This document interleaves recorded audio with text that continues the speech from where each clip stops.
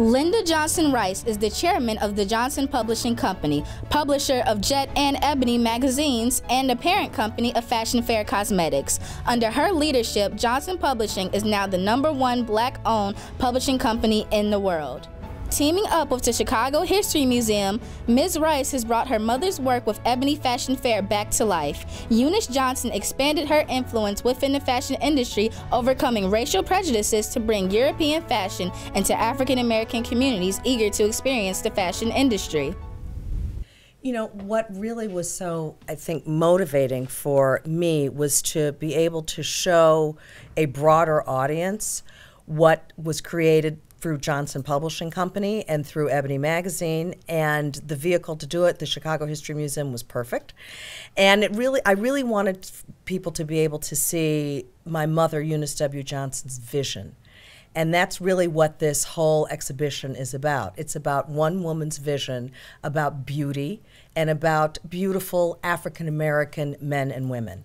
When it comes to our media industry, there are fewer and fewer African Americans or people of color in general, actually, in our business these days. And it hurts us in so many ways, but especially when it comes to being able to prepare to have young people in executive positions. When I asked the question to Ms. Linda Johnson, where do you see the industry going as a whole for plus size? Because we know Tyra Banks and we know Cindy Crawford, but with plus size we know faces but no names.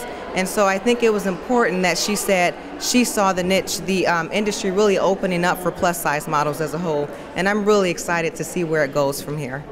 It's important for girls like us in our African American background because most girls like us don't understand the importance of feeling pretty and beautiful, and they just like feel hurt from self-esteem and everything, and we're trying to build that.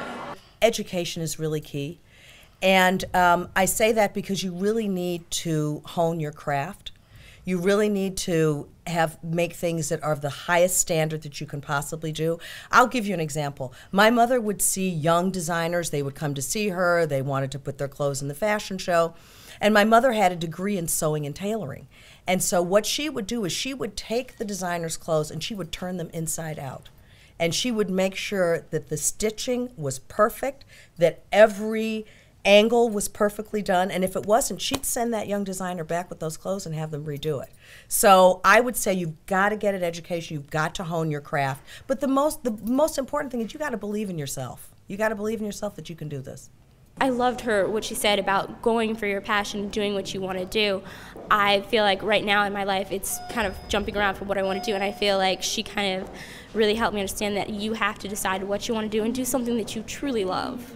It gives me life, and it gives me an influence to know that as an African American woman, I can succeed at whatever it is that I want to do.